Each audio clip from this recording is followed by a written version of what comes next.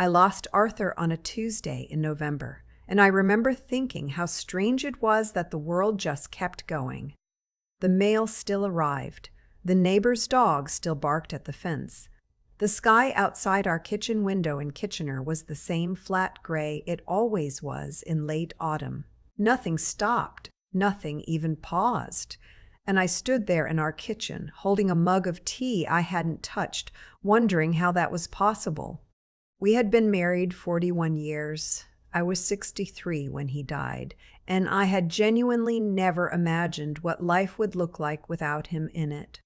Not because I was naive. I knew mortality. I'd nursed my own mother through her final months, but because Arthur and I had built everything together. The house on Brentwood Crescent, the small tax accounting practice he'd run for 30 years. 2 children. A life that felt, for all its ordinary moments, like something worth being proud of. Our son, Philip, was 38 and lived 40 minutes away in Cambridge with his wife Suzanne. Our daughter, Christine, was 34 and had moved out to British Columbia years earlier, settled there with her partner, happy in a way that always made me smile when we spoke on the phone. Neither of them had been close with their father in the way that I hoped for. But grief does strange things, and I told myself that losing him would bring us all together. People always say that. I believed it then. The first year was survival. I don't know how else to describe it. I sold the practice. There was a younger accountant in town who'd been renting office space from Arthur for years, and he made a fair offer and we settled it without drama. The house was paid off. Arthur had been careful with money his whole life, meticulous the way only a man who spent 40 years doing other people's taxes can be.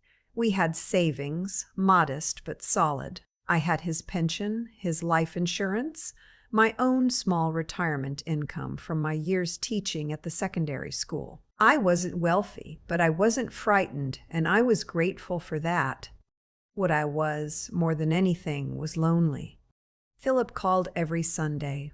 Sometimes we talked for an hour, but I noticed, slowly, that the calls began to include more questions about practical things. The house, the investments, whether I'd thought about downsizing. I told myself it was concern. He was the older child. He'd always been the one who worried about logistics. It was just his way. Suzanne, I had never fully understood. She was pleasant enough at Christmas dinners and birthday gatherings, always arriving with a nice bottle of wine and leaving with the same closed smile she'd walked in with. Arthur had been more diplomatic about her than I was. He used to say she just needed time to warm up. After 15 years, I'd stopped waiting. It was Suzanne, I later came to understand, who had first started asking Philip about the estate. Arthur had left a will. Clear, straightforward, drawn up by a solicitor in Guelph 12 years before he died, and updated 3 years later when we sold an investment property. Everything came to me. The house, the savings, the remaining pension. It was simple and it was legal, and there was nothing in it that surprised anyone. Or so I thought. About 8 months after Arthur passed, I started noticing small things. Philip suggesting I might be more comfortable in a condo.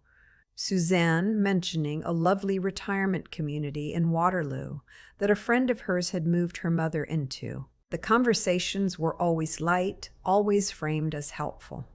But I am 63 years old, and I taught teenagers for 22 years.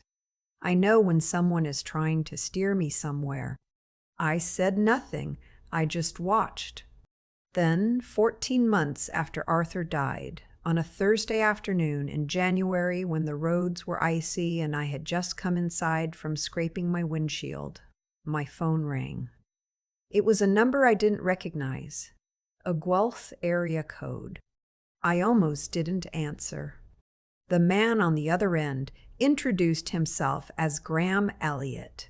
He said he was a solicitor, that he'd handled Arthur's affairs for many years, and that he needed to speak with me about something he had found while going through some files following an office move. He said Arthur had left something in his keeping, a letter, sealed, addressed to me, with instructions that it was to be opened only by me in private, no less than 1 year after Arthur's passing. I sat down on the bench by the front door, still in my coat, boots dripping onto the mat. He said, "Don't tell anyone," I asked. Mr. Elliot paused. He said it was for your eyes first, that you would know what to do with it after.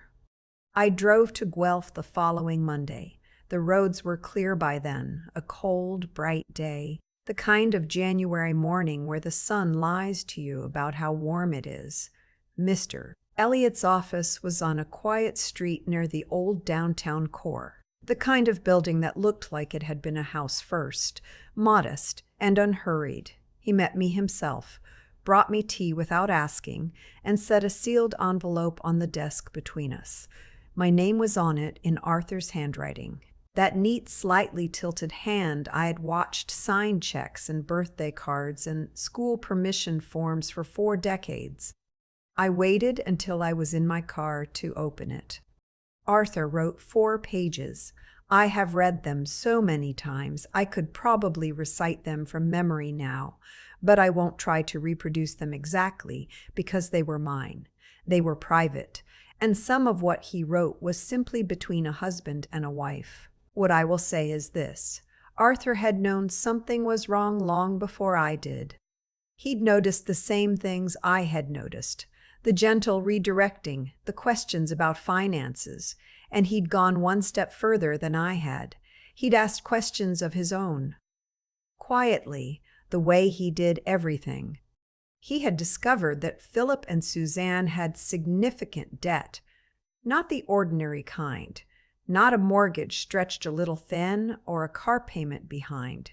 Real debt, a line of credit pushed well past its limit, a failed investment Philip had made in a friend's business without telling me or his father, credit card balances that had been building for years. Arthur estimated they were carrying somewhere close to $90,000 in total.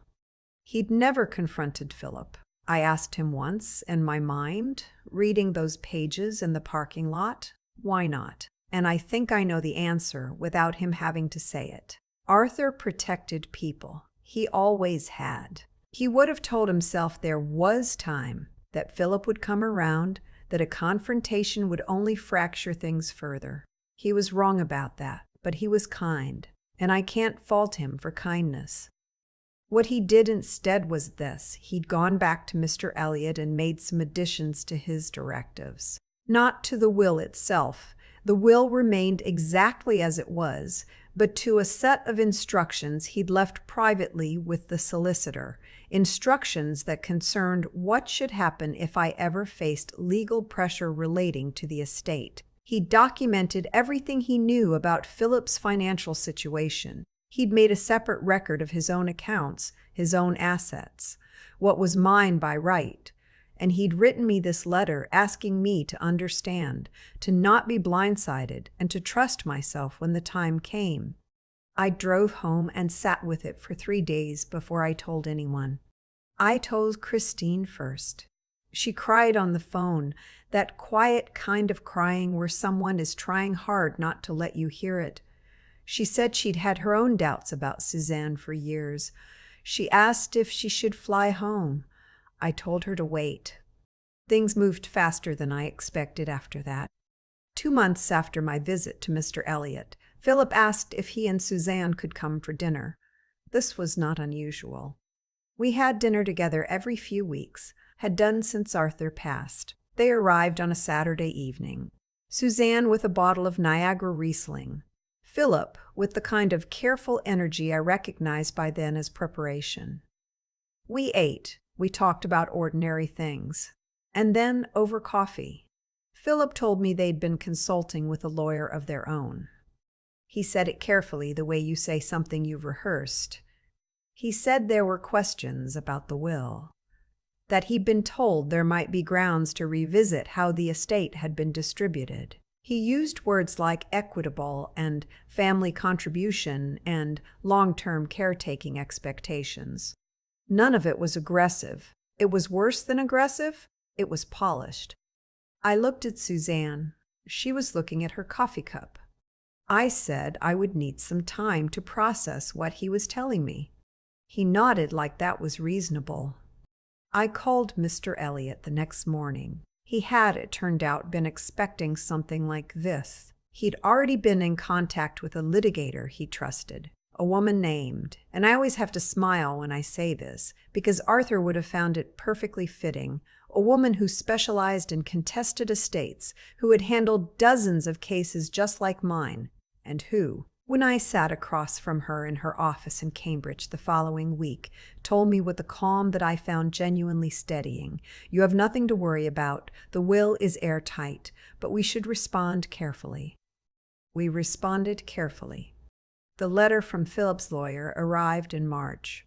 It was formal and full of language I had to read 3 times. The claim was essentially that Philip had made substantial contributions to his parents' well-being over the years, time, assistance, emotional labor, and that the will did not reflect the family's true intentions. It cited no specific monetary figure but suggested mediation. My lawyer advised me to decline mediation for the time being. She wanted to understand the full scope of what we were dealing with first. What we were dealing with, it turned out, was worse than I'd known. Philip's debt had grown. There had been a second failed investment. Suzanne had left her job at some point in the past year, voluntarily I later learned, and they had been quietly borrowing against an insurance policy in Philip's name that I hadn't even known existed. They needed money. They needed a significant amount of it, and I was, from where they stood, the most accessible source. I won't pretend I didn't grieve during this period. I did. I grieved Arthur all over again because what I was living through was exactly what he'd been afraid of, exactly what he'd tried in his quiet way to prepare me for. I grieved the relationship I had believed I had with my son, and I tried very hard to separate Philip, who I still loved, who was still my child, from what was being done, which I believed was largely being driven by Suzanne and by the desperation that serious debt produces in people. I also, in the middle of all of it, went to see my bank. One of the things Arthur had noted in his letter was a specific account, a joint savings account that we had opened together decades ago and which, technically, had both our names on it. He'd reminded me of it because he wasn't certain whether the estate process had fully clarified its status. He was right to flag it. My lawyer confirmed it had been overlooked in the initial estate administration. It was not a massive sum, a little over $40,000, but it was mine, and we quietly ensured it was properly secured before anything else could happen. I'm grateful for that detail. Arthur, even from wherever he was still doing the taxes. By June, things had become harder. Philip and Suzanne had escalated their claim and retained a second lawyer. One I gathered was more aggressive than the first.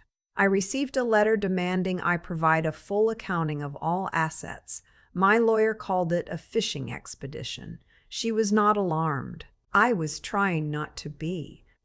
What helped, genuinely, was Christine. She flew in from BC in May and stayed for 2 weeks. She didn't say much about the legal situation because there wasn't much useful to say. She just came and cooked dinner and sat with me in the evenings. And sometimes we watched old films, and sometimes we just talked about her father. She told me one night that she'd always known Philip had a harder time than he showed. She wasn't defending him. She was just being honest the way she always had been, and I appreciated it more than I could say. My lawyer filed our formal response in July. It was thorough. It included the documentation Arthur had left with Mr. Elliot. It included records of Philip's debt, which were by then a matter I understood he hadn't expected us to be aware of. It included a detailed accounting of every asset, every account, the full and clear history of Arthur's estate, with the solicitor's records going back 15 years. The response also included something my lawyer proposed and I approved, a request for costs. She explained it to me plainly. If a claim is made against an estate and it fails, and if the court finds it was made without reasonable grounds, the party who brought the claim can be ordered to pay the other side's legal costs. It was not guaranteed. It was not certain. But the grounds for their claim were thin, and the documentation we had was strong, and she believed it was worth pursuing. I told her to proceed. The mediation they had demanded in March, which I had declined, came back around in August. By then the picture had changed. Their lawyer knew what we had. Philip knew what we had. There was a meeting. I wasn't in the room, my lawyer was, and it was brief. The claim was withdrawn. I was in my kitchen when she called to tell me. It was a Wednesday afternoon, the middle of August, still warm, the windows open. I had been deadheading the roses in the backyard, the ones Arthur had planted the summer we moved in. I came in and answered the phone and stood there with dirt on my hands and heard her say it was over. The claim was withdrawn and there would be a cost order. How much? I asked. $62,000, she said, payable to you. I didn't cry. I had done enough crying. I sat down at the kitchen table, and I looked at the roses through the window, and I thought about Arthur, who had loved those roses, who had known what was coming before I did, who had quietly, carefully, in the way he did everything, made sure I would be all right. I have not spoken to Philip since August. I have tried, twice, a card at Christmas, a message on his birthday in the spring. He hasn't responded. I don't know what Suzanne has told him or what story they are living inside. That is a grief I carry separately, the way you carry certain things, in a place that doesn't disappear, but that you learn to walk around. Christine called last week. She's thinking about spending the summer out here, maybe renting a place in town, being nearby for a while. I told her I'd love that. The house on Brentwood Crescent has more than enough room. Arthur always said it was too big for the two of us, and now I understand what he meant. But it is mine. It is paid for. It is full of 41 years of a life that no one can take from me. And somewhere, I am certain, Arthur is nodding. I still think about that January afternoon, sitting in my car outside Graham Elliott's office, coat still on, gloves in my lap, my husband's handwriting on an envelope I hadn't known existed until 20 minutes before. There was a moment, before I opened it, where I just held it, felt the weight of it. 4 pages, it turned out. 4 pages that changed everything. Not because they contained anything dramatic, but because they reminded me that Arthur had seen clearly when I hadn't wanted to look. That's the thing about integrity, the real kind, the quiet kind that doesn't announce itself. Arthur never confronted Philip. He never made a scene or drew a line in the sand. He just kept his eyes open, wrote down what he observed, and made sure the truth would be available when it was needed. That's not weakness. That was a kind of moral seriousness I've spent the better part of my life trying to understand. He knew that doing right by someone, really right, not just comfortable, sometimes means preparing for a future they hope won't come. I used to think I was a practical woman, 22 years in a classroom, 2 children raised, a household managed through every ordinary difficulty life produces. But I wasn't paying attention in the way Arthur was. I was seeing what I wanted to see with Philip and Suzanne. I told myself the questions about the house were concern. I told myself Suzanne's distance was just her personality. I kept making excuses because the alternative, understanding what was actually happening, was too painful to sit with. Arthur had the clearer mind, and I think it's because he wasn't afraid of the answer. That kind of honesty with yourself, the willingness to look at something squarely and call it what it is, that's what got me through. Not the documents, not the solicitor, not even the cost order at the end. The willingness to stop pretending. And then there was the question of what to do once I knew. That's where I surprised myself. I am not a confrontational person by nature. I don't enjoy conflict. But I sat with what Arthur had written. I called Christine. I found my lawyer, and I just kept going. One step, then another. There were weeks where I felt hollowed out, missing Arthur, grieving my son, managing paperwork I didn't fully understand, sitting alone in a house that felt very large and very quiet. And I kept going anyway. Not because I was brave in any cinematic sense, because the alternative was to give up something that was mine, something Arthur had spent his whole working life building carefully and honestly, and I wasn't willing to do that. Sometimes that's all resolve is, just not being willing. What happened to Philip and Suzanne was a consequence of their own choices, not mine. Debt accumulates, decisions compound, and eventually the distance between what you've told yourself and what's actually true becomes impossible to maintain. I don't feel satisfaction about that. I feel something closer to sadness, the kind you carry quietly. But I also know that the $62,000 that came back to me didn't fall out of the sky. It came directly from the gap between what they claimed and what the evidence showed. That's just how things work, in courtrooms and in life. The roses Arthur planted are blooming again this summer. Christine is renting a place 3 streets over. The house on Brentwood Crescent is mine, paid for, full of 41 years of a life that nobody could take. I think that's enough.